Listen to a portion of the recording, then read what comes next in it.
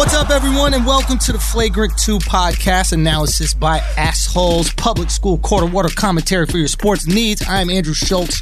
I'm joined here by Akaash Singh and Kaz. One name only, Kaz. Yeah, just one name. That works. One name only. Okay. Let's introduce ourselves. Akaash, people obviously know you from MTV fame. Yeah. People maybe know you from the Daisy podcast that you do, which is... it's called American Daisies. American Daisies. What else? What else might people know? Got a tour, American Born Confused Daisies.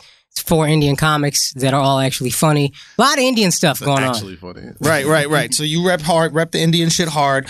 Also, people have probably heard you on the Brilliant Idiots podcast. Yeah.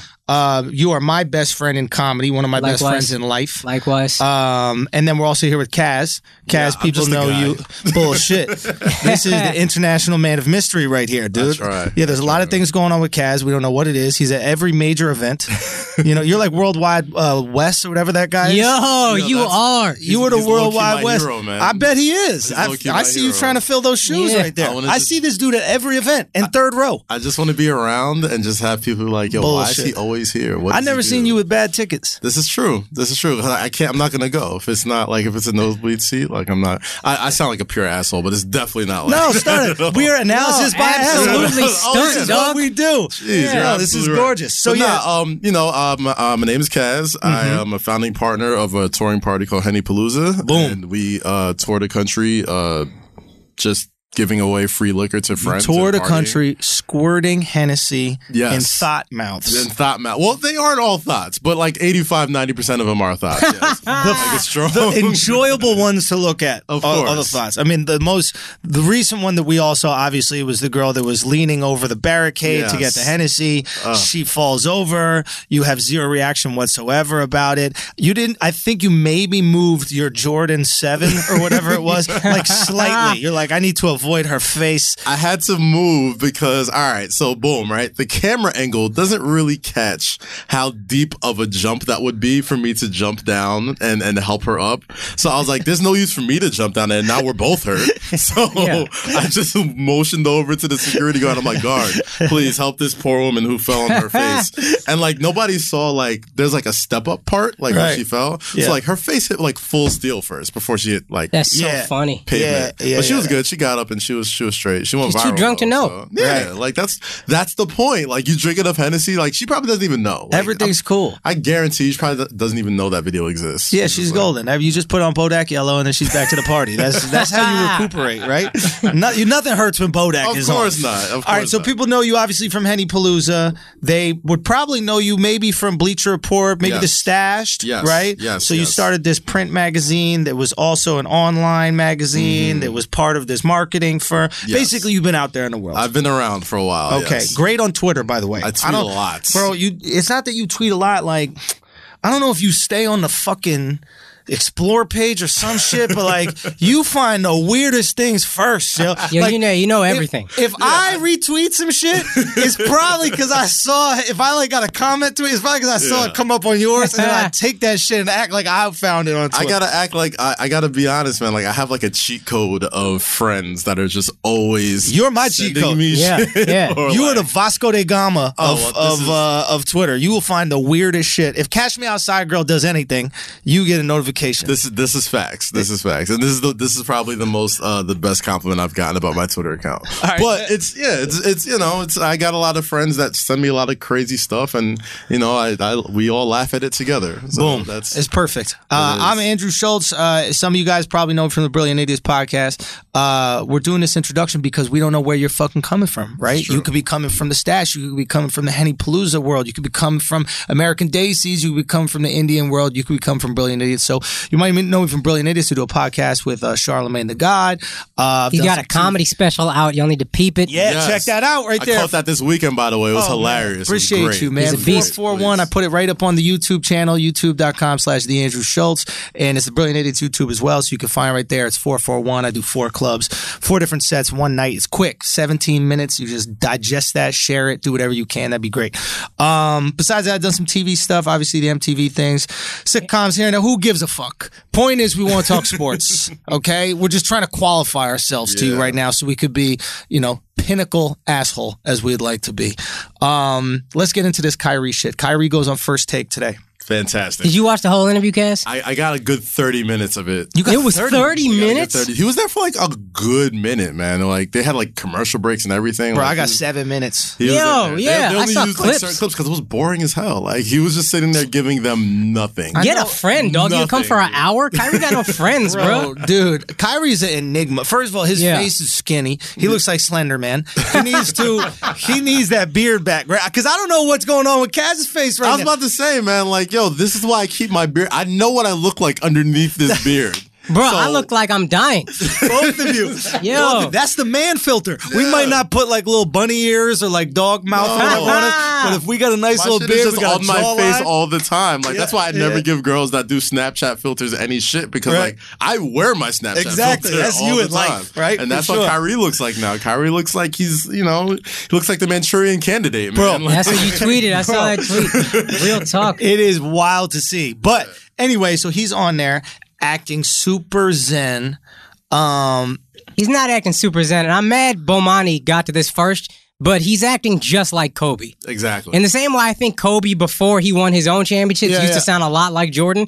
Kyrie sounds even more like older Kobe. Yeah. Okay, so that's what he's going for. Because I thought this is some like Buddhist thing. He's got that like weird Vulcan Buddhist symbol on his something like arm. that. I thought it was like wings or something. I don't know what the fuck. was. But it's like one of those things you see. Tattoo. And I love Kyrie. Yeah, he's a St. Pat Celtic. It's one of those things you see non-white people having necklaces of.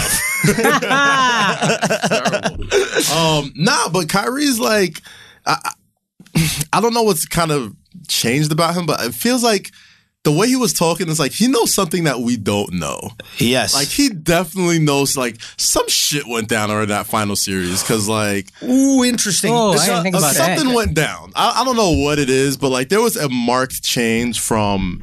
If you go back and watch the Eastern Conference Finals, right? Those guys were celebrating like it was the championship. Yep. Like they were like... damn near in tears. Yep. They knew that like for some reason I feel like they all knew like that this was it.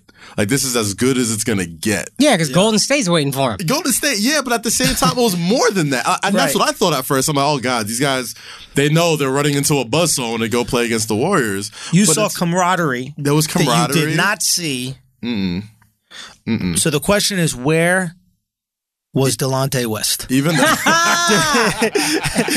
Delonte? That's $1 million question, right? I don't know, man. Like with Kyrie, you can kind of tell. Like once it hit that, once they got into the finals, even that one game that they won, it wasn't a game that they won because of like they played more together. Like they just all happened to hit shot. They were just not missing. Like they were just getting the ball and chucking. So it was like. As a basketball dude, it's like, okay, like, there's no way you could sustain this. Like, they're getting punched next game, which they did. Right. And it was just like, Kyrie knows something. He knows something in that building, in that organization that made him say, I can't do this anymore. Speculation. Here's why I don't necessarily know that. I mean, you might be right, but he seemed like he just kind of took it all out on LeBron in this interview, the clips I saw, whereas I was thinking he hates the organization, which makes sense. It's super dysfunctional. Right. But it seemed like it was all like at Bron. Like he wouldn't even say his name. He wouldn't even mention him by name. It's like, dude, this is like your tag team. Well, I don't know if you're tag team partners, but like, you guys been through some wars together. You can't even mention the guy by name. What is your speculation? I think Bron has way more control over that organization than people think. Oh, he absolutely does. Yeah, and which is a lot already. Yeah. But I think he knows Bron is out of there, and he's not going to be sitting there like a bridesmaid like Dwayne Wade and Chris Bosh were when he left Miami. But if you're first of all, great. I mean, he's not getting left at the altar. He's not getting left at the altar, and there's a couple things. He understands that team is not designed around his skills. It's designed around LeBron's skills, right? Yes. So if he stays in there, it's not really a team that's going to be conducive to him winning as much as maybe him going to like a Boston where they'll put pieces around him. Totally get that. Here's my feeling with Kyrie. There's all this talk about like how he doesn't want to be number 2 and how he doesn't care and how how he doesn't want like LeBron to be his daddy and all these types of things. And that was kind of fucked up too because like you could like when he got there, they always used to ask Kyrie like, "What have you learned from LeBron? Is he a big brother to you?" And this is that, and you could always see it in his face that Kyrie never really got jiggy with that whole, that's my big brother thing. And here's the thing. He tried to act, in the interview, as if he didn't have ego. right? He was like, no, it's not ego. I just knew that this was the right decision for me. Obviously, I do a podcast with Charlamagne the God, a person who is much more famous than me, much more successful than me, right? Now, I understand what it's like to be on a team with LeBron. Gotcha. Right. I feel you feel very like Kyrie. Don't get me wrong. You with the LeBron of talking. Is he Gordon? Is Akaash Gordon Hayward? Like, where am I? No. How do I fit into this? You Jalen Brown, dog. I'm Same Jalen beard Brown. and everything. So let me explain the point I'm trying to make is when I say Kyrie, I don't mean that I'm upset by it. What I mean is it's very easy for me to be in this situation with Charlamagne because I know how great he is. Yeah. It is not difficult for me to walk into it because I look there every day and I go, fuck, this guy's the best at what he does. Gotcha. I don't think Kyrie believes Bron is better than him. And I think that's what this comes down to. I don't think, because you wouldn't, at least for me, like, you wouldn't want to leave and maybe prove yourself or specifically go away from him and not worry about him being hurt. Like, there was all these, like, almost stabs. He said something really poignant at his first press conference. Right. When he was talking about, okay, as great as he is, no one person does it by themselves. He said something along the lines. Say that one more time? He said something along the lines of, like, well, it's a team game, and not one person should get all the credit. Because I guess they were talking about like all that type of stuff. So I kind of get where you're coming from there. Think about it, right? He hits the game-winning shot. But he gets credit for that. Wait for it. On the MVP. And who gets credit? Bron brought him back from 3-1. Yeah. The block. Exactly. He said, fuck the block, me. I dropped the triple in his mouth. Shots. He hit the shots. Listen, Pippen marked up the other team's best player every series. Yeah. He's Pippen. Yeah. Kyrie, we've seen what you can do in here. And he said this thing was here's what I don't like. He went to the press conference for the trade and was like, oh, I learned so much from LeBron. He was so great. Yeah. Then you get on this interview and it's all shots at LeBron. And he said something, they asked, who's better, KD or LeBron? He was like, well, KD won the championship. So if it wins... He did not say... Yeah, he's like, listen, KD won the championship, so you got to have that debate. He didn't say KD's better, but he's like, he closed the gap or something. But you're a dude who's never made... Case anymore. Yeah, if you never made the playoffs without Bron, what were you the first 3 years of your career? Were you not playoff worthy? And what are you going to be on Boston when Cleveland spanks your ass in the conference finals? Are you going to be not as good as you used to be? You think they're getting the conference finals? I mean, wherever they go. First round out. Oh, the Celtics? First round You're bugging. You are bugging. Maybe second. I think Washington's a better team. Brad Stevens took the land of misfit toys like 2 years ago, like 6 games against Washington. Against Cleveland. He's a really good coach. He's a great coach. Dude, he's so good he doesn't have to wear a tie. Exactly. Do you know how hard it is? Like, nobody, even David Stern, who's like Mr. Dress Appropriate, he's like, hey, sometimes you got to cool out. Sometimes you got to get cash. You got to go business cash, Brett. See, I don't know if, and I'll get to your point in a little bit. I don't know if Brad Stevens, I don't know if this is Brad Stevens' best team, but this is by far the most talent he's ever had as a professional coach. Okay. It's all on him undeniable, to kind of like make this thing work now. And I think he can make it work. So is Brad Stevens take not so much talent, get them to all play together, sacrifice, and get the most out of them type of coach? Mm-hmm. Or is he the type of coach that's just going to get the most out of any player? Is he Don Nelson or Greg Popovich? Facts. Or Larry Brown. Yeah. There we go. Like, can he deal with players who have egos? Because Kyrie's going to go in there and go, I'm shooting every time I have the ball. I think he has a different type of ego. I think Kyrie, because of this situation that he just left with Cleveland and LeBron, I think he's going to go in there with the ego, but not the type of ego where he can't lower himself for the betterment of the team. Because he's going into a place where, who's the franchise player in that team? Who's the franchise before Isaiah, before all that? It's Brad Stevens.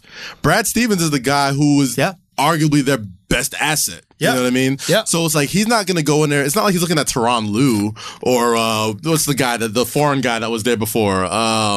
If this guy thinks he's on par with Bron. The first Cavs coach. Not the first Cavs coach, but the one. Oh, the guy who coached in Israel? Yeah. David Blatt. Well, David Blatt. I'm sorry. Blatt. I forgot his name. Yeah. But it's like he's going in there and it's like Brad Stevens has a pedigree. It's like. You got to respect it. He didn't respect Bron's pedigree. That's the point. LeBron came in with 2 championships, best player in the world, the peak of his powers, and he was just like, nah, man, I want my own thing. I didn't want him coming here. Kyrie feels himself. And listen, I think that's great because you need NBA confidence. You need irrational NBA confidence to play well in this league. And it is an asset. I mean, that's what makes you take a step to the side, almost fall away three-pointer to win the NBA Finals. It's an awful shot for 99% of other players. Awful shot. Awful shot. But he knows he can hit it. Now, do you guys remember, this is a while ago, it was the first Olympics that Kyrie got to play with Kobe. And there's a video of Kyrie going at Kobe, and he's like, yo, peak Kobe too. This is peak just off of a chip. Kobe. Kyrie's going, yo, you can't hold me one-on-one. You can't hold me one-on-one. He's basically like, yo, come on, let's play. You can't. There's no way you could beat me. I can't fathom you could beat me. So this is that guy with a championship under his belt and the game winner. Now, in his head, he's probably like, the only reason we lost is because I didn't get the ball more. Just give me the ball more, Bron, and I'll take care of business. And there's a level of respect I have for that. And if he does it with Boston, you got to give respect. But if you want to be Kobe, are you going to learn to play D like Kobe? So that's another thing. I don't know. Good fucking call. Kobe wasn't no slouch on 50. That's 50% of the game. And Kyrie don't really have interest. And it's easy to not have interest when you got LeBron behind you, which he seems to forget. But now you got to play D. So here's the other question. We have a situation where Kyrie didn't win a single game without LeBron last year. Yeah. When LeBron would go to the bench even in the finals, he struggled to score on his own. Yeah. It's not like the team struggled to score. Specifically, Kyrie, who's arguably the best ISO player in the game, struggled to score. Right. Is there enough on Boston to create room for him to be the same offensive player he was with Cleveland?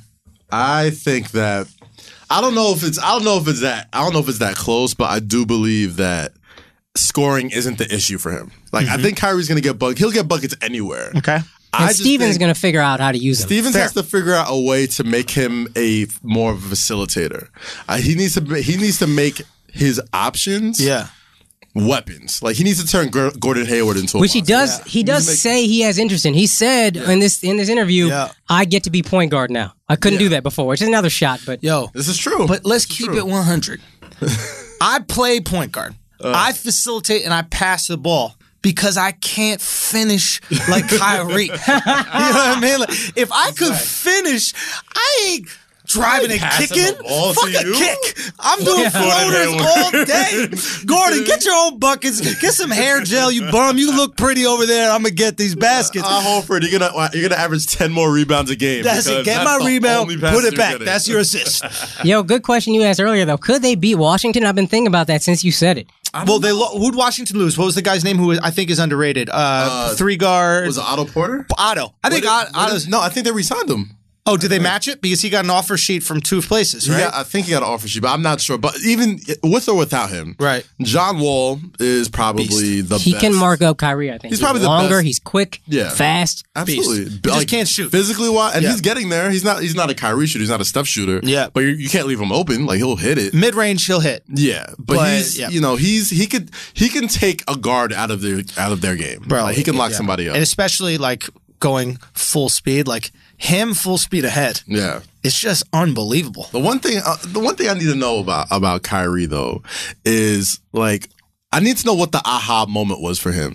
Cause he was like, you can tell that even if like Bron was gonna leave, like he left a lot of money on the table.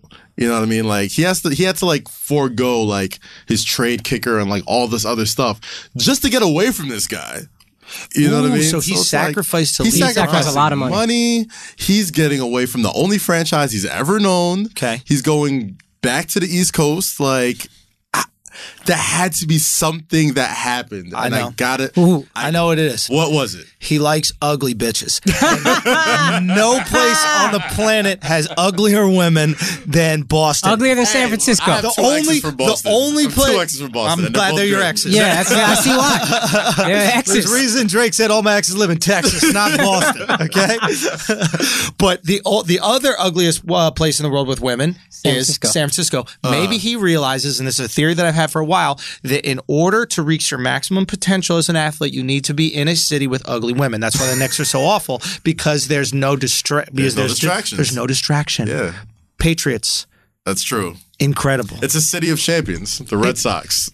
Red Sox. Does Cleveland have bad bitches? I met a couple of hot girls randomly from Ohio. I've never been to Cleveland, but if I had to guess, I don't. I think we all assume no. Yeah, but then the Browns should be way better. Exactly. The Browns would be amazing.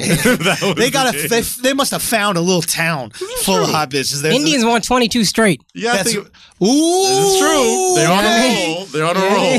They just lost. They They might have won found 22 a nice straight. little spot. They've just put all the ugly girls in one place, and that's where they're mining them.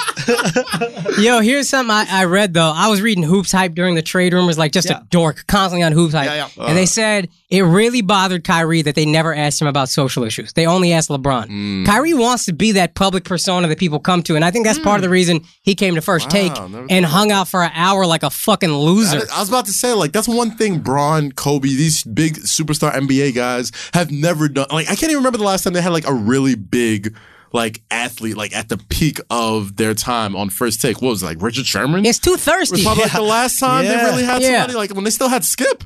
You know what I'm saying? But I guess if you watch First Take, they'll have big guests if they're in LA or at the Super Bowl or something. But this guy went to Connecticut and was I'm going to sit here and talk to these guys. So he wanted to. He wants to be that guy that you come to. He might have even said some just ridiculous shit on purpose, but he wants to be that dude that you come to, and that's why he went there. But dog, that looks so thirsty to me. He just hanging out for an hour. That was the other. I don't know if I shared with you, but we had another name. Cass had another great name for the show. It was Thirst Take. Yeah, I love that. Great. It was great. Could have been a good one. Could have worked. Flagrant 2 for next. We should one day we should just have an episode where we just talk about all the names we were throwing out for the show and just see if anybody liked it. But I was super gung ho about Thirst Take, and that was Kyrie. I like it. Kyrie took First Take and the Thirst Take. Yes. Okay, here's a question that maybe we'll dip out of this Kyrie subject. Let's say Isaiah gets back to his peak that he was at with Boston. IT gets back to his peak, hypothetically speaking. Are the Cavs better? Yes. They're deeper. Let's talk about it, right? Yes. I don't know. Depth was a big issue for them in in the the playoffs. They're not good enough to beat Golden State, but they're better. But okay, so let's now we get Deron Williams out of there. Darren Williams, whatever his bum ass is out of. Yeah. Now we have Derrick Rose. If anybody watched the Knicks last year, Derrick Rose was pretty damn good last year. Dude, I didn't watch the Knicks. He played fucking great. What did he average? 18 a game? He averaged 18 a game, 4 assists. 4. He was pretty healthy up until the last game or two. He's fuck it, I'm hurt, whatever, and sat out for the rest of the season. But when you watch, the Knicks had a lot of issues last year. Yes. Derrick Rose was not. He was not one of them. Now here's the thing. What we've always said since Derrick Rose got injured was if he was the microwave, if he came off the bench and gave a team 20 minutes, he could extend his career. He would be an amazing 6-man. What if he's your 6-man off the bench, get you buckets? I think that's been him. And what's his name? Jay Crowder? Jay Crowder's huge. I've always told people, I'm the Jay Crowder signing is probably the biggest signing for the Cavs. Okay. Because now LeBron's not guarding the best perimeter guy That's anymore. what I've been saying. That's why I never wanted them to trade Wiggins for Love. Exactly. So, I'm you got a 3-and-D guy. Literally all he does is hit threes and guard the best player. And lock up. And now you take the best player on earth and it's just go do what you do, and that's get buckets and get assists. That's Furthermore, you take away Boston's best defender on Bron. And they also lost Avery Bradley. And Bradley's gone. So their best lockdown for 1s and 2s is gone. Who? Marcus Smart's left over? And I love Smart. I love Smart, but you're not going to do the job that Bradley did. No. Right? No, Bradley was a pest. He was a pest. He was a lockdown. Yeah. Right? He was a fucking 24 on the Redskins. Josh Norman. He's a Josh Norman, right? He's Revis Island. Underrated scorer too. He averaged 17 a game or something. Avery Bradley's great. If Avery Bradley was on the Cavs, I think they'd beat Golden State. Yeah. Interesting. They're an Avery Bradley away to me. I don't know if they beat Golden State. I don't know but they're better. They're deeper. I would love to see Avery Bradley chase Steph around. Curry, and just tell him, hey, Bradley, you don't have to score it all. Just chase that motherfucker around. Woo. Yeah. That's the one thing, man. The Cavs still don't have an answer for KD. As good as Jay Crowder is, he's not going to. Maybe you throw him and Braun at KD to slow him down. You're still not slowing him down, right? Wait, hold on though, real quick. Do we go to KD's fake Twitter yet, or do you guys want to keep? No, we'll get there. We'll get there. There's a lot to talk about. There's a lot to unwrap about. We got tons here. I just want to acknowledge the fact that the Cavs might have improved, but haven't gotten worse. You gotta. That's a lot of ifs though. Healthy IT. If IT's healthy, that's it. But imagine how easy IT is going to score. Oh yeah, with Bron on the court and Kevin Love stretching. Yeah. It's like, come on, what was his Kevin Love last year? The white boy with the horrible beard, the Amish beard. What was his fucking name? The Canadian guy? Kelly Olynyk. First of all, stop giving him pussy. That's what. Let me tell you something. That's how you know girls out there are ugly. When he goes, they look like that. I'm growing this shit out. Fuck it. Good money, bro. Awful. Okay, disgusting. But I do think they got better. I do think they got deeper, and they got the pick. If they're healthier, and they have the Brooklyn pick, which is like huge. Dog, if they happen by some miracle of Christ, hold on to LeBron James, and happen to have like a top 5 pick next year, which could be the Slovenian kid who was killing Porzingis during the Eurobasket.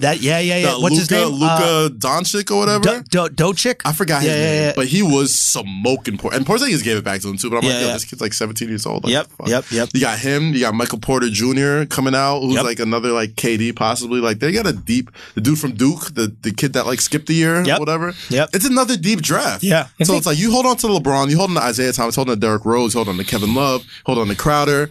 You hold on to J.R. Smith and Shumpert, and you have the number 1 pick. I think they're better. I really think I don't know better. how it goes 4-2 instead of 4-1.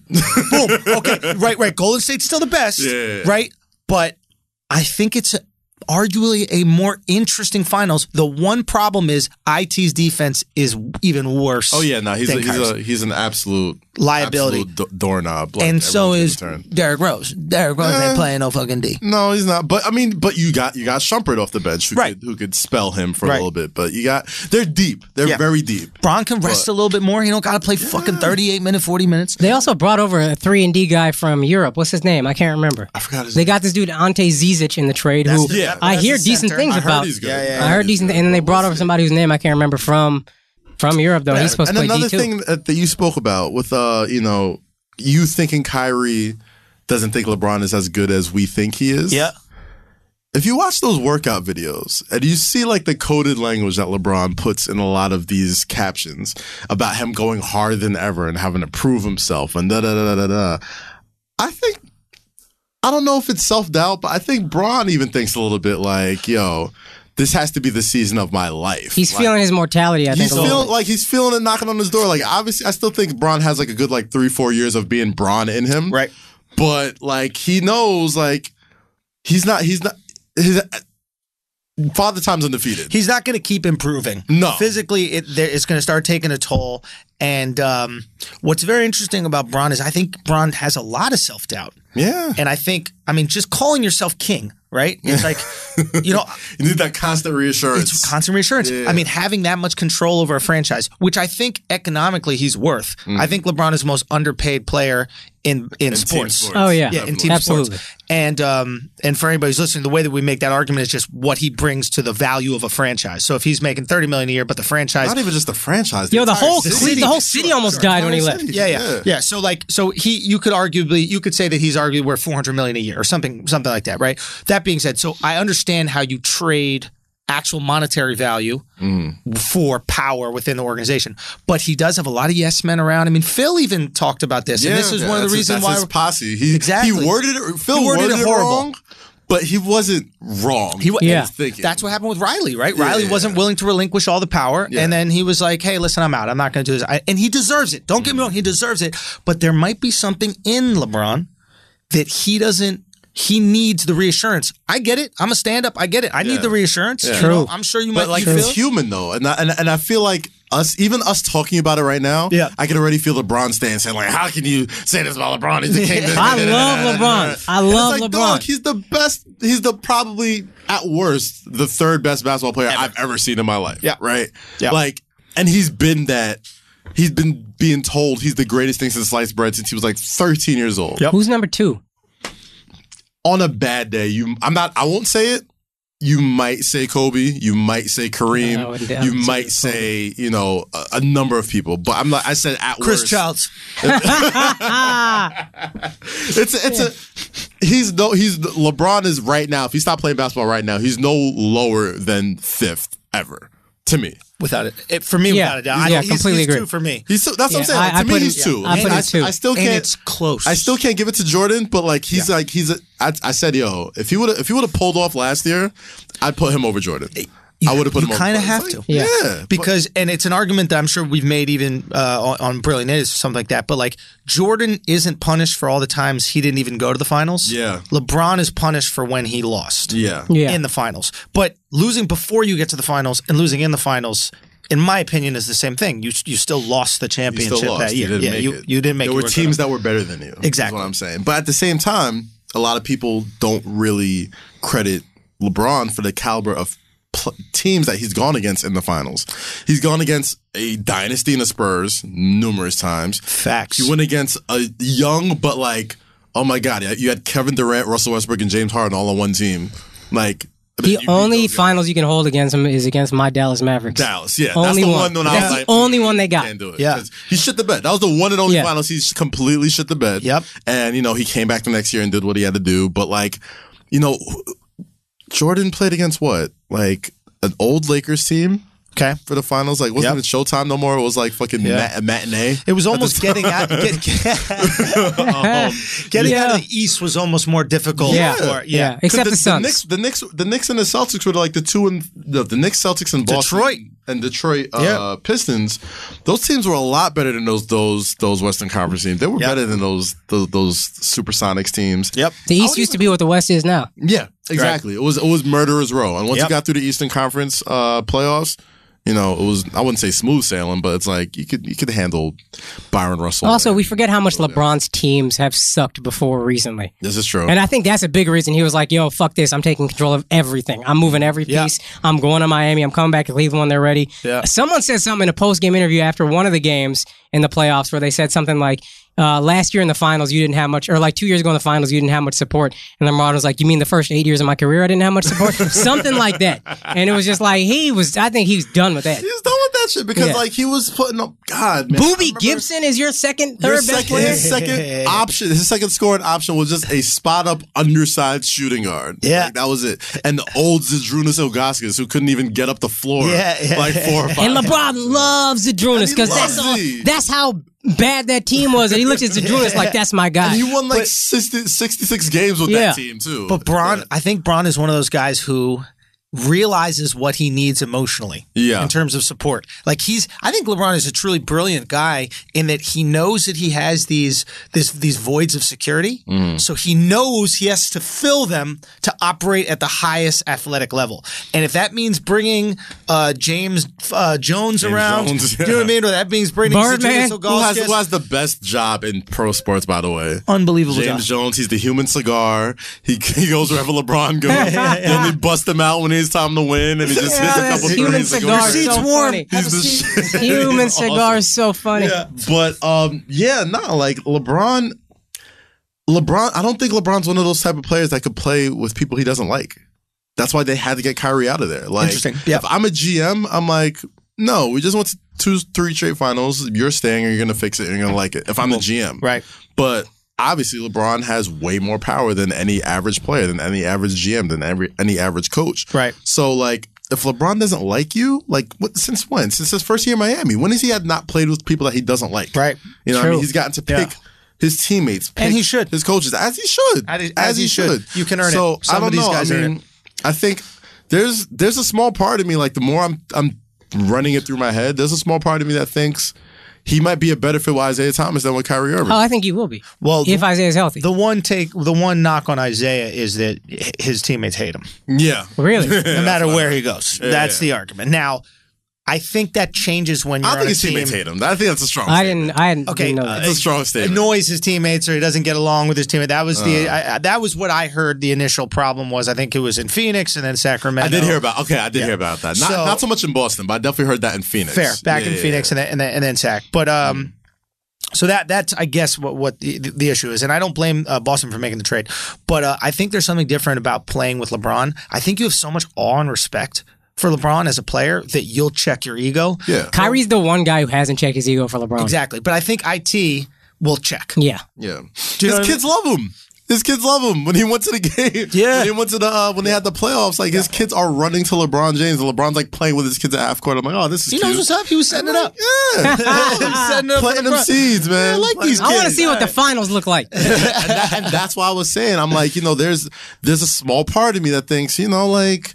You find somebody that could spell Isaiah for his like defensive liabilities, like this might work better than LeBron and Kyrie, bro. It's possible. And because of Crowder, LeBron, and because of Crowder, but LeBron needs a get a bucket scorer. Yeah, LeBron can get buckets. Don't get me wrong, but he's not as skilled in ISO ball as Kyrie was, or Isaiah for that matter, or Isaiah. Yeah. You fill that void with that. Isaiah can get you too. Yeah, people are like acting like Isaiah Thomas is a throw-in. He averaged 29 a game last year. He was an MVP candidate. He was an MVP candidate. He put 50 in the playoffs. That's a big number. On John Wall. Come on, with the bad hip. Yeah, come on now. King of the fourth. Forget it. Come on, man. Like Isaiah Thomas is no trade throw-in. No, everything's going to be good. Now let's talk about KD catfishing himself. What the fuck is going on with KD, man? There's so many layers to this. Come on, break this story down even. I don't even understand what Kaz, you're the one that told us about it. So I'll break the story down. So late last night, for some odd reason, KD. Well, if anybody follows Kevin Durant, he has no problem like responding to trolls. This dude is clapping back. Yeah, ever since the playoffs ended, like he has no shame about like just like getting at. Yeah, clapback sneakers. So and even his sneakers, his entire sneakers is like hair clapbacks. That's what they should be called. His insoles are just like just responses to disses or whatever. Yeah. But he strangely responded to a few of those haters in the third person, like talking about like, KD couldn't do it with his teammates. If you look at his team, it was just him and Russ, and that was it. And he didn't really get along with Billy Donovan and da-da-da-da. And he's saying this at the KD account, and then it was deleted. So everyone's looking at it, and it's like, well, that's odd. Why would he refer to himself in the third person defending himself? So if anybody who's like on Twitter a lot, we always have this like, this urban legend that these really famous people probably have ghost accounts. Yeah. Where like, I know for a fact Jay-Z has one. I know for a fact Beyonce has one. Like, I know for a fact that a lot of these super famous people, Mike Krzyzewski has one. Like, one of my friends went to Duke. K. Coach K has a ghost account, which like he follows like recruits. I love bitches and hoes. And all that. Where's the coke at? You know who doesn't have a ghost account? Ted Cruz. He absolutely needs My man got his own account. Let's go. Shout out to Brazzers. So, I've always been a Bang Bros guy myself. But no, wait. Threw the fist up. I wish y'all saw what Kaz just did. Kaz just put out the Black Power fist. Bang Bros. Shout out to you. I'll tell you, it was a force of habit. I'm sorry, guys. That was beautiful.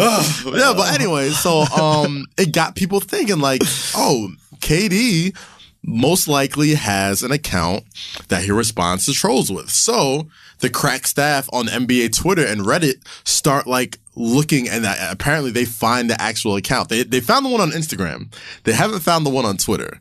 So like he definitely has ghost accounts where like he goes into his own comments and like responds to people, and it's like a certain like I don't know how they figured it out, but it's like there was one account that only follows KD and doesn't follow this person, and it's like all these other things, and like this is the account. And other like big ball players follow his teammates follow it. Random account. Yeah, exactly. So I'm assuming like a lot of these NBA players, they probably shit talk with each other amongst these like ghost accounts. And I think KD accidentally might have outed himself because he quickly deleted it like right after it went live. So it's like, it kind of makes you wonder, like a guy who just won an NBA championship, MVP, scoring title, finals MVP, like you need, like we were just talking about it, about like, like people needing that self-reassurance and needing that confidence boost. He is the Jim Carrey of the NBA.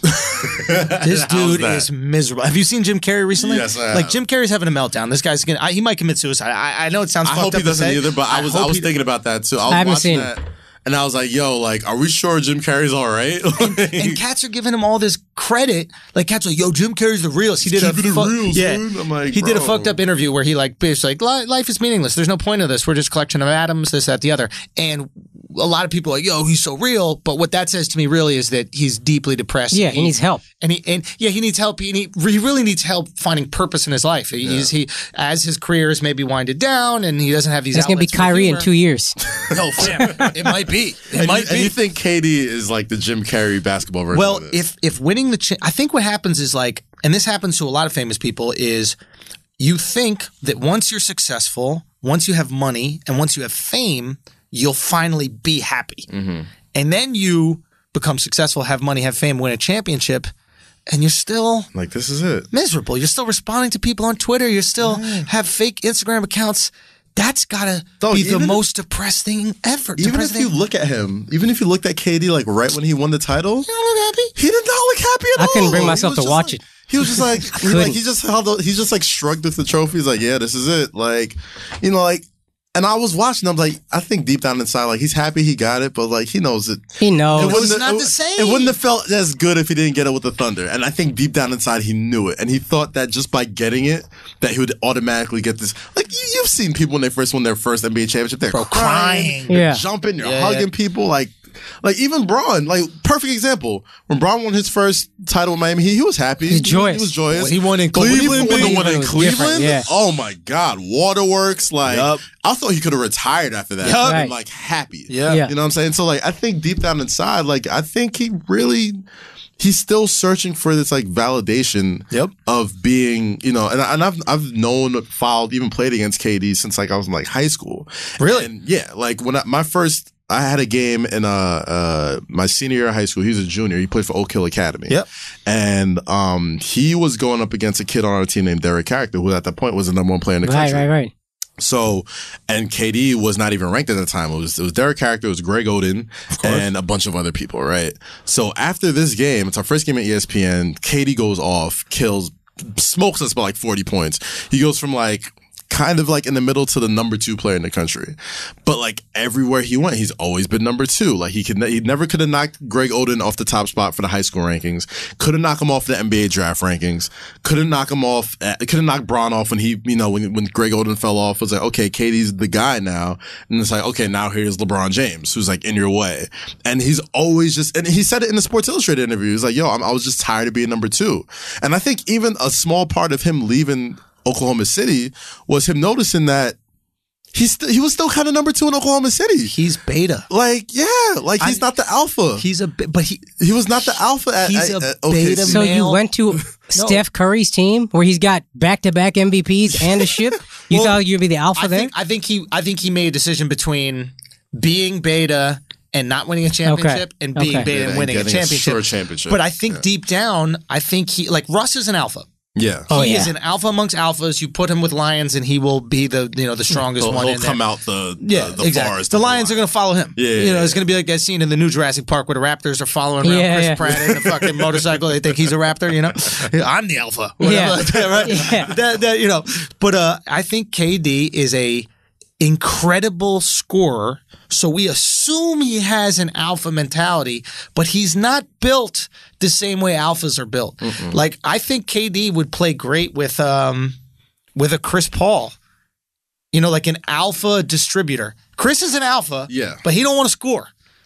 So you get a beta scorer, that kind of type. And I think, Golden State was a great situation for him. It just, he knows on some level that Steph is going to get a lot of the credit and a lot of love. I do believe when it comes to KD and the Warriors, I feel like if the Warriors didn't become this ultra offensive mega power shooting, history making shooting team, KD wouldn't have went there.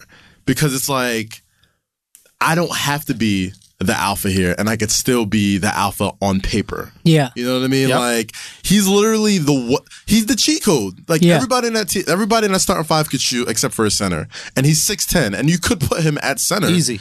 And, like, who are you going to guard? Like, he's seeing he's seeing the least defense he's probably seen since like junior year of high school. Thriving. You know what I mean? Like he's been getting double teamed his entire career. And like now when you see him, Bang Bros. And shout out to Bang Bros. Shout out to Bang Bro. This is where we need the visual for the podcast. We need a Bang Bro sponsorship by the end of this show. Man, but sorry to interrupt, but yeah. So he's double teams his whole. No, but he's been getting double teamed his whole life. So like, I think on paper he knew he was going to put up all these numbers. Right. And if like all the stat geeks that and on the inside, KD's probably a stat geek himself. Yep. And he's like, on paper, I'm the guy here. Yep. But like, even deep down inside, he got that championship, he got the Finals MVP, and he's like, I don't have a cute kid. Where's my cute kid? Yo, honestly, where's my Asian-looking wife? Two things. That tweet I noticed, even anonymously, he didn't throw Russ under the bus. So I think we read into the relationship between him and Russ a lot. Maybe he didn't have beef with Russ. He said something like, Russ and me were the only good, or Russ and KD were the only good players on that team. Yep. Donovan wasn't a good coach. Other players were trash. Second, I did this once. When I first put up a YouTube video, like 2 years into comedy, everybody just decided it was racist. I made a fake YouTube account, responded to it. Oh my God. And then I was so embarrassed, but I forgot the password to get to my fake YouTube account. I just took the video down because I was like, I can't believe I did this. And that video's just gone now. It's just never coming back out. So speaking of somebody who's been through this before. Well, here's what I was thinking with KD though, the first few negative comments fucked with me so hard. But then after that, you're like, oh, each one affects you less and less. Now, the little heckler video I got that went super viral, I got legit death threats off of that. Those bothered me. But everybody being like, he's so racist, I was like, all right, whatever. Yeah. But the first few did fuck with me. But if you're KD, you had to get to a point where it's like, all right, I'm cool. Yeah, you know what I mean? But like, but I did do it, so I can't act like. No, that's what I'm saying. Like, all right, so okay, like you guys both work in entertainment, so like you know your careers are based on other people's perception of you. Yes, of course. So like when you have to when you had to go in there and like essentially defend yourself on behalf of yourself, did you do it more than once? Or was it I just did the one time, and then I was super ashamed of it. But I did notice when I went back and read before I deleted, people were really liking my comment. I was like, yo, thank you. I got support out there. And you got jealous of fake you? You're like, this was actually really me who said that. So know who shit you like it. All right? Yeah. Oh, man. Yeah, like, I don't know, man. Like, it kind of, you almost kind of feel bad for KD at a point because, like, he painted himself. He didn't do it the LeBron way. Like, he thought he could, like, do what LeBron did. No. And, like, just take that 1 year of getting hated. And then, you know, the next year, oh, yeah, you know. Well, LeBron ate we saw him eat shit. Yeah. And then he won and kept saying how humbling that was. KD didn't go through that year. The worst thing KD could have did was win. Yeah. If they would have lost last year. They would have came back and everything would have been all good. But to win that easily, earned it. To win that easily, it was disgusting to watch. Like it was just like it wasn't even like most boring playoffs I've ever seen. It's just a massacre. Yeah, it's like when the girl asks if she could fuck you. And you're like, did I earn the pussy? I don't think I earned it. You still do it. But almost reluctantly, you're like, what? I don't feel the same. Yeah, like, what are you asking me for? You're still thinking what's about wrong with you? What's wrong with you that you're just so willingly giving me this pussy? I gotta check you. You like look at it extra close. You're like, what's bubbling? So the difference between the pussy and the championship is that, you know, you can actually talk to the pussy and the pussy will tell you like why they gave this to you. You know what I'm saying? Like the championship, like KD's just probably in this wondrous like state of confusion all the time. Why does this not feel real to me? What do I have to do? Exactly. He's not sure what it is. But when you work for it and you earn it, then you kiss that motherfucker like Jordan. Jordan nuzzled his nose against it, right? He didn't even try to fuck it. He like kissed its forehead, right? He was getting romantic with that trophy. That shit was sexy, like right, he was like caressing the trophy, like caressing that motherfucker. It was baby Jesus in that shit, right? Like, that's probably the only time Jordan has ever felt love. Exactly. In that moment. Unless it was like a fucking gambling bet or something. Like unless it was his bookie. Yeah, exactly. Or he's watching Unforgiven for the 400th time. 400th. That's a number I just made up. 400. Okay, let's get outside of basketball a little bit. That fight this weekend, Triple G, Canelo. You guys saw the fight. I saw it. Saw the fight. I saw it the second time. I watched it with the lens of how do I find rounds for Canelo. I initially had it for Triple G. I think I had him about like 8-4. I think it was 8-4. Really? Yeah, or maybe 7-5, 8-4. But here's the thing I will say about the fight. The rounds that Canelo won, he won clearer than the rounds that Triple G won. But I gave Triple G more rounds. That being said, I just want to say I've never been a big Triple G guy. Yeah. I've always said that I didn't believe the hype, that he was beating tomato cans. And when Danny Jacobs gave him a good fight, I didn't give Triple G's age the credit for it. I gave Danny the credit for it because I think Danny's an excellent fighter. I think he's actually underrated. So I just think when Triple G fights elite guys, it's difficult for him. And I think when he fights guys who can actually box and counterpunch, it's really difficult for him. So he took some shots. He's made out of I don't know what the hell his jaw is made out of. Oh, well, it's different. Bro, he took... There was this one shot that I kept saying on Twitter of Canelo just catches him so clean across the face. And I'm like, yo, if that would have hit me, I would be in fucking Abu Dhabi. That's the clip Andrew got where you said Triple G's part White Walker, right? He's part White Walker. That shot. Exactly. Dude, it's nuts. The guy has a hell of a chin, but so does Canelo. That's what I was... Okay, so here's what I want to ask, because I defer. I'm no boxing expert. I just watched the fight. Yep. And when I was watching, I was rooting for Triple G, so maybe that's why I was more pessimistic. But if I scored it, I'd have probably had a Canelo 7-5.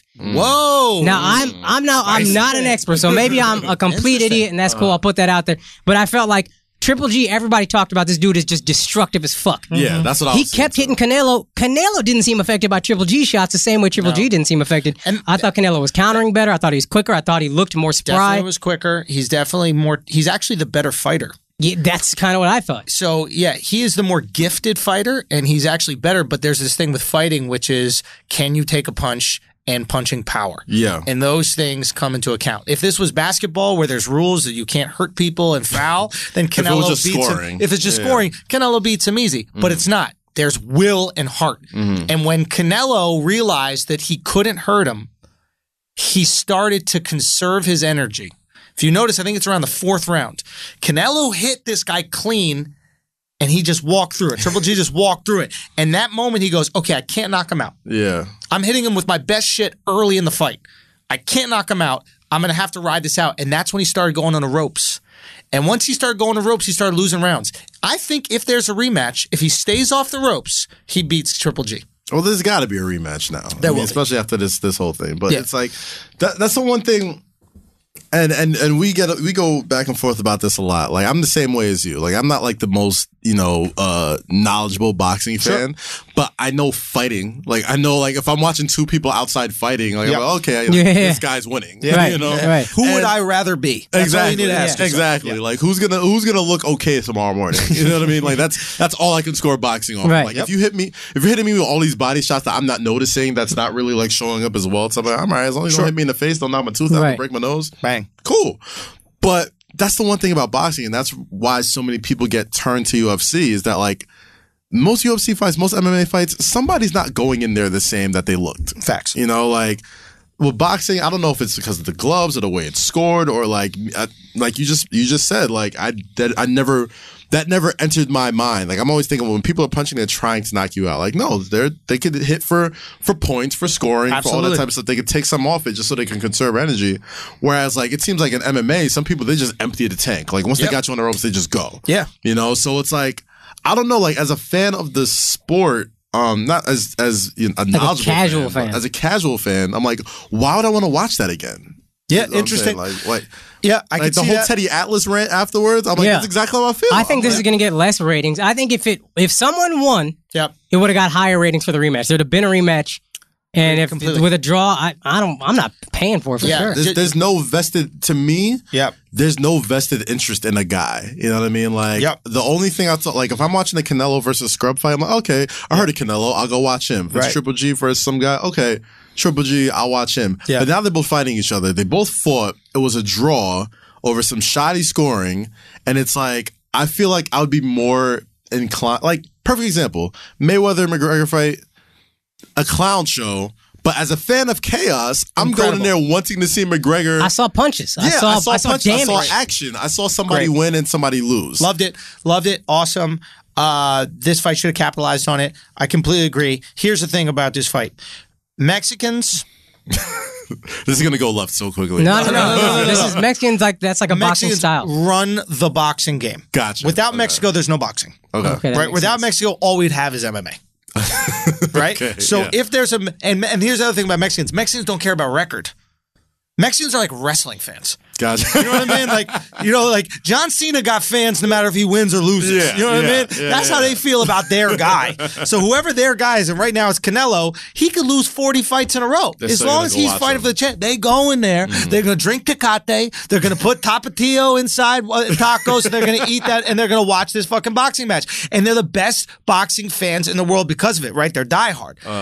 Kazakhstan does two things. They send rockets into space and they watch Triple G fight. That's all they have to do the entire year, right? It's not like they're hurting for money because there's nothing else to spend the money on for the rest of the year, right? You pick pieces of the rocket ship off the ground and then you go watch Triple G fight. So I think there'll be interest for this fight again. It's obviously not as big as if you have like a Mexican fighting like a Philippine. Yeah. Much bigger. Like or a Mexican fighting a Puerto Rican. Huge. Mayweather was able to galvanize Black Americans, maybe not. It's not all of them. Not all of them. Good amount. But we saw right through that really fast. Sure. But like he got some Americans on. Like I'm a huge Mayweather fan via just a boxing fan, like, whatever. But it's hard to get people interested in a fight, man. You need country versus country. You need some Olympic type shit. Let me ask you this. Yeah. Adelaide Bird scored at 118-110. She should be put down. Yeah. She should be put down. Here's why I think she won't judge again. Not because she was crooked, but because she was so bad at cheating. Why don't you just score it 116, 114 or whatever? Okay, let me ask you this. Do you think it's better to double down on your shitty decision? And then you can make the argument, I scored Canelo's elusiveness and his counterpunching instead of scoring Triple G's aggression. Maybe. But if it's 7-5, she has a 7-5 Canelo. Yeah. Do you think there's much uproar, or do you think it's a bad decision? I think 7-5 is much more realistic, but I think there's still going to be uproar. Yeah, but I don't think it's as bad. It's like the person who cheats on the test and always gives himself 100. Yeah, she did that. She gave herself a fucking 100, and Oscar got to her. Golden Boy got to her. Yeah, for sure. And I think Golden Boy got to the person who had it even as well. But even isn't that bad a score part. Whatever. Point is, Mayweather would have whooped Triple G's ass. Yeah. That's my takeaway from this whole fight. Mayweather would have destroyed, in peak Mayweather, peak Triple G, Mayweather would have destroyed him because Triple G struggles with boxers. He struggled with that Kell Brook English kid before Kell Brook's eye socket collapsed, and his eye socket always collapses. You got these really soft eye sockets. The pussy. No. Why your eye sockets always falling apart, huh? What, you can't blink? You know what I mean? No, but he just struggles with elite boxers, and Canelo boxed really well. Danny Jacobs boxed really well, and nobody boxes better than Mayweather. So that's what it is. But that's and it goes back to my original point. It's like I'm a casual fan, all right? Right. And great points about like Mexicans. They're gonna go watch the fight. Yep. Kazakhstans, they're gonna watch the fight. Yep. Me, I'm like, if Triple G would have lost, right? But it was still the same slugfest. It was still the same, amazing fight that it was. And don't get me wrong, it was an amazing fight. I just didn't like the result. Yep. I would be more inclined to watch a rematch so I could be like, yo, I'm rooting for Triple G now because I want him to get the get back so we can get the three-peat or vice versa. You know what I'm saying? And now they kind of like they kind of painted themselves into a corner with the shoddy draw where it's just like, dog, like it's not wrestling. It's not wrestling where it's like you don't have to like get me for the WrestleMania card. You know what I'm saying? Like where you don't have to blow your load on the first fight. Like no, like blow the load here. Right. Get me emotionally invested. You know what I mean? Let me know that this guy fought his heart out. He lost by points. He didn't get knocked out. He took some shots. But now I'm emotionally invested in you. Yeah. You know what I'm saying? And that's the one thing that pro wrestling does really well. Like somebody gets their ass kicked. They give you characters. They give you something that they give you a reason to root for these guys. And that's why people, the Mayweather McGregor fight, as much of a fiasco it was leading into it. Yeah. They each had their reasons for you to root for them. Yeah. And now they kind of took that away from you if you weren't Mexican or from Kazakhstan or aren't a diehard boxing fan. Exactly. Yeah. It's not going to attract a casual fan. No. Yeah. It's a shame. I'd rather watch, I would rather watch like roided up John Jones fight again. Yeah. I don't know why they don't just let them all take roids. Yeah. They clearly all take roids. They're beating the crap out of you. If there's any sport, you should be allowed to take roids. I feel like you should be one allowed. Where, like, you can probably die. Absolutely. You should be allowed one mechanical body part. That's my feeling when it comes to MMA. Like you have one metal arm or like a metal leg, something with a like point a on Cage it. Arm Exactly, just something that you could be extra violent and dangerous with. Okay, next, fellas. Shall we talk a little football? Yeah. Okay, let's talk a little football because Kaz over here is unfortunately a Jets fan. Unfortunately, I you know what? I've been super on and off with like my NFL boycott, but like the Jets made it like super easy to just like not watch. I was just like, yo, I'm good. I'm like, let's go to Everybody with a Meadows. shitty team is woke. Exactly. It's like, Yo, that's funny. fuck the NFL, man. I'm boycotting it. Then you get the number one pick next year and be like, yo, I think, you know what? Colin made a change. Colin did make a change when you think about it. No, but I mean, honestly, like I absolutely support Colin Kaepernick and, you know, everything he's been through. I do think, especially if you watch like the first 2 weeks of NFL season, it's like, how does this guy not have a job when Scott Tolzien and Jacoby so many Brissett shitty guys. So here's my question. There are 8 minority coaches I think there's 8 minority coaches in the NFL right now. Give or take, yeah. Give or take. Head coaches. Head coaches, okay. Has anybody asked them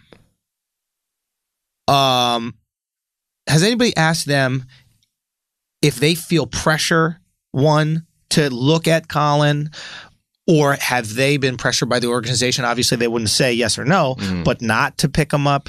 You know what I mean? Like, is there part of them that goes, listen, I feel like this guy's a good player. He's definitely good enough to be a backup. And maybe it's going to take somebody of my skin color to step up and, you know, be the representation of equality in this league. I don't think. I think at this point it's not even a head coach thing. You know, it's what I mean? organizational. Like, I think it's an organizational GM ownership type of thing where it's like, yeah, we're not gonna sign this guy. Like, we don't care if we got to go pull somebody from a fucking convenience store right now to go take some snaps, which they have done. Yeah. Keanu Reeves, what are you doing? We need hilarious. Exactly.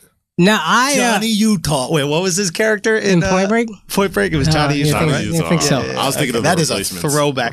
And that's right. He's playing Scott Falco. That's based on a real thing. I didn't know that. It was. The 30 for 30 just came out for that 1987 NFL strike. Yeah. Okay. Here's what I was gonna say though. I think Colin Kaepernick should have a job. I actually met him. He's the nicest celebrity I've ever met in my life. Incredible, just down to earth, regular, comfortable in his own skin dude. But Monday Morning Quarterback is a website, and back when ratings dipped last year, they put out like a poll or like just answer, why have you stopped watching football if you have? A shocking number of people, like one of the most common responses is Colin Kaepernick sitting out the anthem. So I don't think it's right, but I think the owners are making a business decision that he's not quite good enough for the amount that he impacts our viewership, because we forget most of America is not us, not even just minorities. I mean, like the coasts. Most of America is middle America. Football watching America. Yeah, football. And it doesn't make any sense to me why that would bother you so much, because he asked a dude in the armed forces what's the most respectful way to do this. Right. The guy said take a knee. But for whatever reason, they've all singled this out as I don't want to watch anymore. So it's tricky when it comes to the flag, right? Because I think the reason why people stand and the reason why people kneel are different interpretations of what the flag represents. So it's just a lack of conversation, right? Like I, for one, stand for the flag. The flag to me represents the best case scenario of America. To put it in Martin Luther King's terms, the promissory note that we are coming to cash. Right. So in the "I Have a Dream" speech, Martin says, "You know, you gave us this note that we have equality and justice for all. We're coming here to cash it." To me, that flag protects that. So that's why I stand. If somebody sees the flag as a current representation of America and sees injustice and equality, if that's how I viewed it, I sit too. I'm sitting the fuck down. Exactly. So I think it's one of those things where we have to have a conversation where it's like, if you stand it doesn't mean that you don't see the inequality. It just means you see that flag representing what we all should aspire to be, strive for. And that's exactly what Colin said. Like that was his initial thing when they first asked him, like, why was you sitting during the bench? Like the first time he was just sitting, straight was even taking a knee. And he was like, right now this country doesn't, it's that flag is supposed to represent a bunch of ideals that I don't think is, And I stand for the flag because it gives you the right to kneel. Yeah, also that. Exactly. Oh, that's right. Exactly. There's a third option. And so I'm 100% supportive of the people that are sitting because they don't see the equality that flag is promising them. Right? I'm 100% supportive of your right to do it. Now, let's say you sat for the flag because you don't agree with best case scenario America. Let's say like I don't believe in equality. Fuck that flag, and you sit down. I'm gonna be like, then I got I'm gonna have a problem with it, but you're allowed to do it. I still stand for the flag because it allows you that. You're allowed to do it, but fuck you for fine. that. But I support, you know what I'm saying? So I think if we had this conversation where instead of pointing fingers about, I know why you're really sitting for the flag, I know why that you're not appreciative of America. If we actually had this dialogue with folks. But here's the thing, we can have this conversation. A lot of people aren't having this conversation. Like it's very coded language that they use when they talk about Colin Kaepernick and why it's so disrespectful that he takes a knee for the flag. Because first off, like there's like dozens of players taking knees during the national anthem anymore. Nobody gives a shit, right? Right. Like now it's like, okay, the poll that you brought up from Monday Morning Quarterback is, why people aren't watching the NFL anymore. Have you seen the attendance for those Chargers games? Have you seen the attendance for these 49ers games? Colin Kaepernick isn't playing for these teams. You know what I'm saying? Like these guys aren't, there's a million reasons why people aren't watching football anymore. And Colin Kaepernick is nowhere near that. Maybe your team sucks. Maybe you're moving your franchise and you've been a San Diego fan for your entire life and now it's in Los Angeles. Oh, there's a lot of reasons. There's a lot of reasons. But I was shocked at how many people named Colin Kaepernick, singled him out. Sure. I'm not saying he's the only reason at all. I think that might be a scapegoat. I think it was a scapegoat. I think it was one of those weird like Facebook message boards like, hey, there's this poll over here. Let's all go and vote this guy so we can get him out of our league. And Like, I don't think that's clearly not the reason why. The reason why people aren't watching is because people have cut their cable. There is an inordinate amount of kids that just don't have TV anymore. They just have Netflix, Hulu, and the internet. So they're not just like we do. I cut my cable, but before that, as a 33-year-old guy, on a Sunday, I wake up, I get a cup of coffee, get an egg sandwich, come back, turn on the games, and I'm flipping whatever. I don't have flipping whatever anymore. Right? I'm on fantasy. I'm on the internet, or I'm going to a bar. I would be interested to see if bar patronage has increased. Oh, interesting. Interesting. As what's it called? As I guess viewership at home has decreased. Nobody's looking, but I guarantee you there is more like togetherness watching or whatever that is. But I mean, like I could see where you're coming from with that, but it's like, dog, like let's not forget, like the NFL's a really fucked up league. Yeah, it really like, is. There's a lot of there's like you're employing rapists and domestic abusers. We don't give a fuck about that shit, dog. But some people do, and some people aren't supporting just that now. for a reason. They've always have but now it's coming to light. Now we know. We never used to know, and we were much happier that way in terms of NFL. There was no TMZ Sports. And we all act like women love Kardashians and gossip. We eat all this shit up. Right. We talked about Kyrie's interview for an hour, him gossiping, us gossiping. Yeah. So, but now there's a market for us to have these we want to hear these stories. We're entertained by them. And it brings them all to light. Boxing and MMA are the most watched events in the world, which they are when they're big events. And then all of a sudden we have a problem with the health risks of football. Here's the thing, though. Another thing that adds to that and why people aren't really fuck with the NFL anymore is because in 2017, like sports and celebrity and people and their fame is we're very big into individuality now. You know what I mean? Like that's why the NBA is so popping right now. Good point. The NFL, it is about the shield and that fucking logo on the side of your head. Tom Brady ain't missing no meals. Peyton Manning ain't missing no meals. Yeah. Like all the quarterbacks, they good. Like not even all the quarterbacks. There's maybe like 5 or 6. Like Matt Ryan could walk in right now and nobody know who the fuck he is. Yo, that's right. Matt Ryan. Odell had to dye his fucking hair, just so he could be noticed. Yeah, you'd have no clue. I know, Wax, which is Charlamagne's bodyguard best friend. Girls fuck him all the time, thinking he plays in the league. Dead ass. All you need to do is be a big diesel ass, black dude has some dreads. You play cornerback for the Packers, and you're fine. Yeah, but it's like, dog, like in the you NFL, could definitely convince a white girl you play safety. Oh, trust me, I've convinced plenty. During the NBA draft league and NFL draft league, trust me, bro. Trust me. I've definitely been a backup for the Brooklyn Nets on many occasions. But the NFL is so big on it's almost like the Army. It's like it's all about the flag. It's all about the shield. It's all about the team. It's all about, if you come out of line and people were giving Odell shit last year. You couldn't even celebrate for a while. No. They just brought back celebrations. Yeah. And even then they're still kind of like, you can't use the ball as a prop. You can't do this. I think the takeaway here is the NFL needs Mexicans.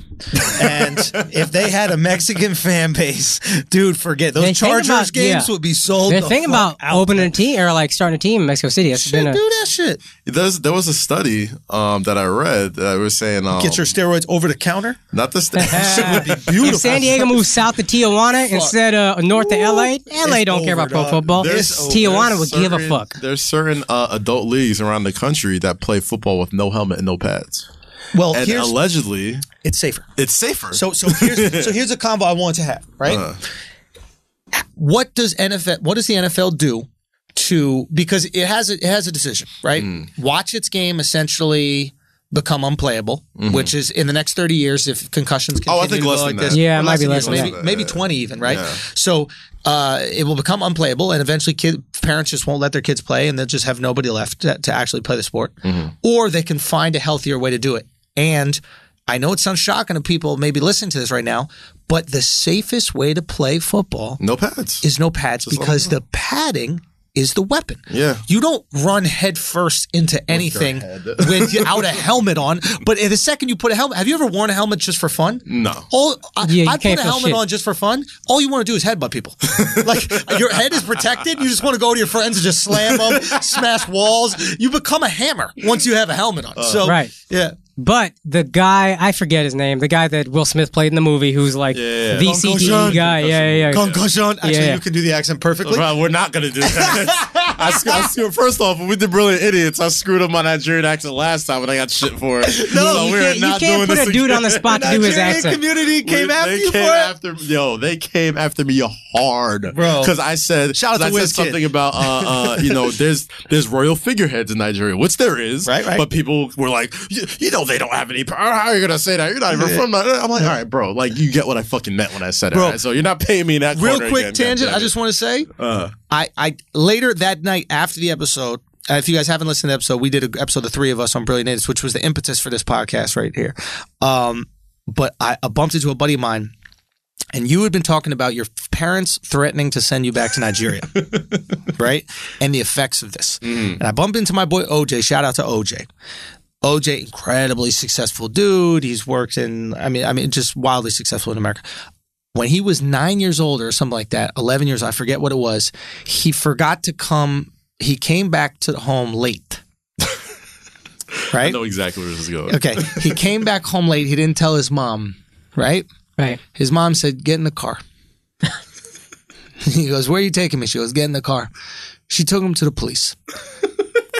So she walks him into the police and she goes, officer, obviously I don't know how to do that. Officer, please. He came home late, please. Do what you need to do. Arrest him. Do what you need to. She tried to have her son arrested for coming home late, I think 11 years old. And then she sent him to Nigeria for 2 years to a boarding school. It's a real thing. It's a real thing. And he said, yo, that shit straightened me the fuck up. For being tardy, though? Yeah. No, this was for maybe being a little mouthy or something. Not having the respect that she was accustomed to culturally, like when she grew up in Nigeria. And it was just so funny for him to relate wholeheartedly to this experience and to have gratitude for it. He was like, yo, that shit got me on point. I appreciated the things in America that we had. It was just interesting to see people. That's a Nigerian's parents' worst nightmare. It's like, I don't raise you like these American kids. Yeah. And they will send you back there happily to do it. Like, I've seen it happen.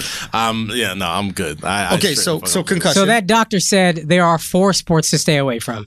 And I think it was football, MMA, boxing, and rugby. Which rugby, I don't think they got pads. There's definitely no helmet. Yeah. And that was still one of the sports he was like, keep your kids out of this sport. Okay. So I don't think, because I was with you. I was like, just take away the helmets. But then apparently that doesn't help either. What they got to find a way to do really quickly is make a much safer helmet. Yeah. I don't know. I mean, that's the most immediate one, but you'll still have concussions from the, what is it called? The whiplash of a hit. Yeah, isn't that what causes it?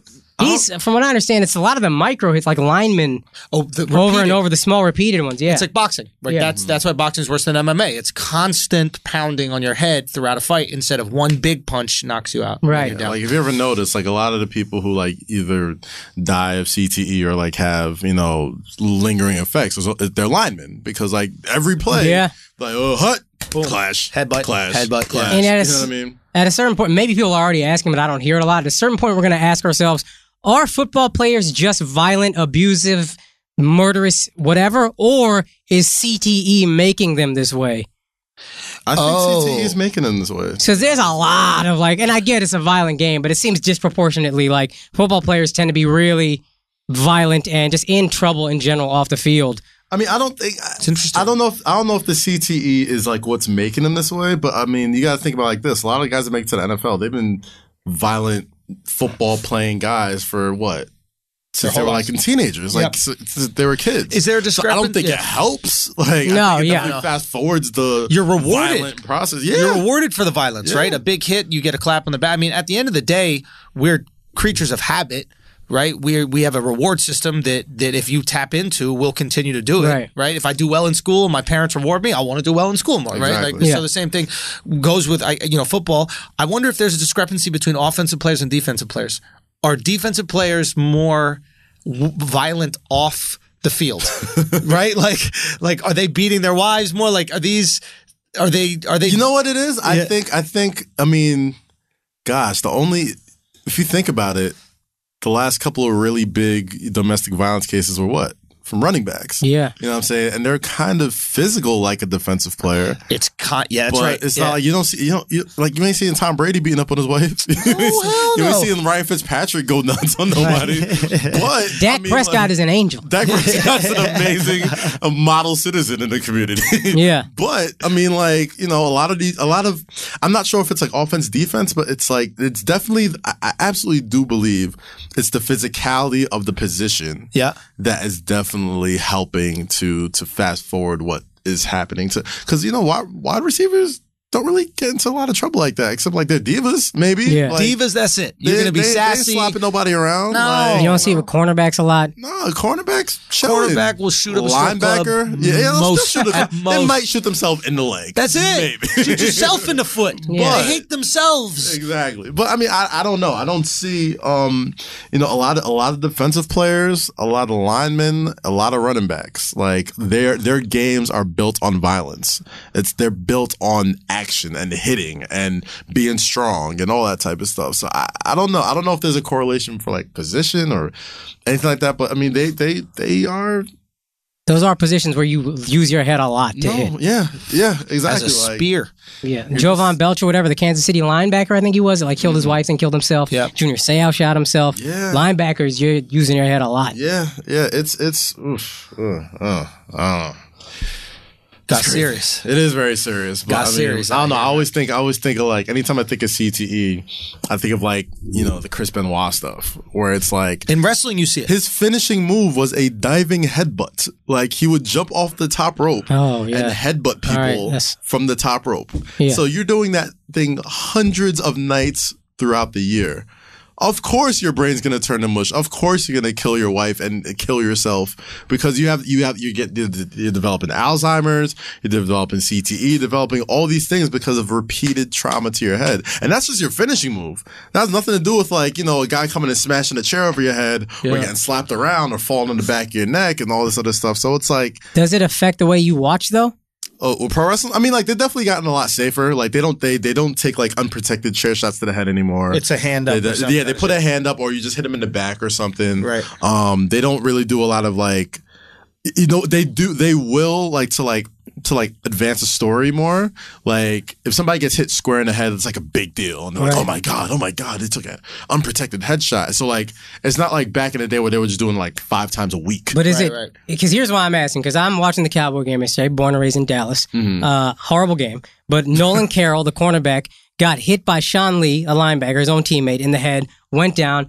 They took him through concussion protocol. He passed. Then he got hit by Jeff Heath, I think it was, the safety. Yeah. Got hit again. So I see basically 2 concussions to the same guy. Yeah. Then the next play, I don't remember which Denver receiver it was, but he goes up to try to catch a pass, doesn't come down with it, lands on his head. He got a concussion. Back to back, and every time my stomach turned. Yeah. I don't watch it the same. Well, I didn't even think about concussions back in the day. Yo, we thought that was dope. You rock somebody. Yeah, there's a great Patrice O'Neal bit. I'm not going to do it justice, but he has this joke about how like excited we would get about the violence of football. Like we would root for it. We didn't hold hands and wait for him to get up. Yeah, exactly. You take off his socks. You start walking around with his socks. Look at this kid cuss ass with his socks off on the ground. That's what we did. That's what we did. That's what we did. We just thought it was awesome, and it's like now we're all a little bit older, and like that's why I think and more informed. More informed. There's more science to back this up. That like even the smallest little knock to the head could do some real damage if it's happening over and over again. Yeah. So like that's why I'm thinking like like less than 20 years. Like it might be a wrap. Though when I was working at translation, like one of our projects was to do the play 60 and try and get kids to play football more because parents weren't letting their kids play football. I mean, you might as well work for a cigarette company. Exactly. And it's like the numbers from like the 80s, 90s, 2000s, boom. Like a complete like sharp decline afterwards. You let your kid play? It's like, hell no. No. Would you let your kid play? I'm 5'7", dog. My girl is 5'1". Our kid playing tennis. Ping pong. I'm 6'3". My girl's like 5'11". Oh yeah, we're putting a basketball in that crib, and it's like we'll shoot some damn hoops. Yeah, I don't know if I'd let. I mean, I don't know if I would. I think I don't know. It is interesting. I'd want my kid to know how to throw a football. Yeah, like there'd be something embarrassing about my kid. Oh, you got to know how to throw a football. Yeah, but I would cut it off before he got too good at it. Right? Just don't throw it like a chick. Switch out the football to baseball. Exactly. Yeah. Say your kid is like a quarterback prodigy. Would let him play quarterback? Like I think I let my kid play quarterback. Maybe. So here's the thing. My kid's a quarterback prodigy. Yeah, like the first time you hand him a ball, he throws like a fucking 90-yard dart. It's on the line. I just like honestly rather my kid get CTE and kill all of us than play Little League baseball. Like, not even professional baseball. That's how horrible baseball is. I loathe baseball. If somebody gave me the option, your whole family's dead. He's taking out your whole family, or you have to sit through one season of Little League baseball. I'd be like, how old does he get before he takes us all out? He makes it to the NFL? Do we get some good years? He goes to the Pro Bowl? We're going to Hawaii 1 year. You're saying we're going to Hawaii 1 year? Okay, let's do it. Oh, you're terrible. Easy. You're not wrong. Easy Baseball's question. terrible. Yeah, that's all we want of our kids. We don't want our kids to be fucking cucks. You got to be able to throw a baseball. You got to be able to throw a football. But ideally, you hit that Jimmy, right? Ideally, you have a nice little jump shot. Exactly. Even your short kid could be out there on the 3-point line splashing. Mm-hmm. Yeah. I got a homie who's my height and he's nasty. Yeah. That's just all threes. What's bang. his face? Rajiv. Rajiv. Yeah, you see the money NBA players are making? They're making soccer player money now. And it's a long career. They're marketable. You get to see your face. And you can play in Europe now. Yeah. There's opportunities for kids who play D2 ball in the States. Brandon Jennings in China. Yeah. Oh, yeah. Get your money. Stephon Marbury's a legend in China. Dude. You know what I mean? And he went there like 15 years out. And think about it like this. He went there washed. Steph Martin went there washed. And guess what's going to happen? He's going to be in the Hall of Fame. First ballot, too. First ballot Hall of Fame. How crazy people forget it's a basketball Hall of Fame. It's not the NBA Hall of Fame. It's not any like basketball. He was a high school star, college star, NBA star, international legend. First ballot basketball. This is the most New York y'all have ever been. But is he not, though? He has a statue in China. Come on, he got his own Vaseline line. Fam, David Black going to the Hall of Fame? He got his own Vaseline line. I slept on that. It's a very funny line. But obviously... He's from Brooklyn. I put him in there. What, Black? Black was from Brooklyn. I'm like, yo, he's a Hall of Famer. He went to the finals, goddammit. I don't care who he took. Sebastian Telfair, Hall of Fame. Shout out to Bassie, bro. Lincoln High School, bro. Yeah. Stay out of trouble, Bassie. Damn. Real talk. Is there anything else that we got to cover, boys? What do you think? Is there anything else? I don't this was. I mean, we gave him some heat. Oh, Odell's playing right now. Is he playing? Yeah. You got to go host that shit. Giants matter of fact, welcome back OBJ. Well, yeah, Odell's back. Yeah, so I got to go host some Monday Night Football right now. Sweet 36. Well, listen, thank you guys so much for listening to the first ever Flagrant 2 podcast. We're dropping every Tuesday, Flagrant Tuesdays. The Flagrant 2, I like Flagrant that. Tuesdays. That's good what Jewish it is. branding. I like that. Oh boy, yeah. So make sure you check that out. Subscribe to us. And yeah, make sure we do that. Let me think exactly how to. I don't know the exact SoundCloud page. I hope it's Flagrant 2, but make sure it's the Flagrant 2 with Akaash, Kaz, and myself, Andrew Schulz. I think right now we're going to put this first step on the Brilliant Idiots feed, and then as well as have our own SoundCloud page. And then once we get up on iTunes, I want you guys to all subscribe to that so you can keep doing that. We're going to do this every week. So hit us up throughout the week. Let us know stories you'd like us to talk about. Let us know some interesting things that are going on in the sports world. Tell us if we suck too, man. Yeah. If we suck, I like that too. Give us that constructive feedback. He is I'm Nigerian. making a fake Twitter account right now, fam. I'm responding. Also, tell us who you want to have on. We're going to have some athletes on. We're going to have some pundits on. So let us know who you want to have on and who you'd like to hear from. And thank you again so much. So give your socials just so they know who to tweet. I'm at Akaash Singh. I'm going to have to spell it out for you. AKAASSINGH. Boom. And Kaz? At Real Life Kaz, RealLifeKaz. And I'm Andrew Schulz, SCHULZ. There's no T. Make sure you check out 441. Obviously, listen to the Brilliant Idiots. We drive every Thursday with that. And come check me out on some of my stand-up gigs, man. You can get all my stand-up gigs at my website, theandrewschulz.com. Thank you guys so much for listening. We'll see you next Tuesday. Peace. Later. God bless.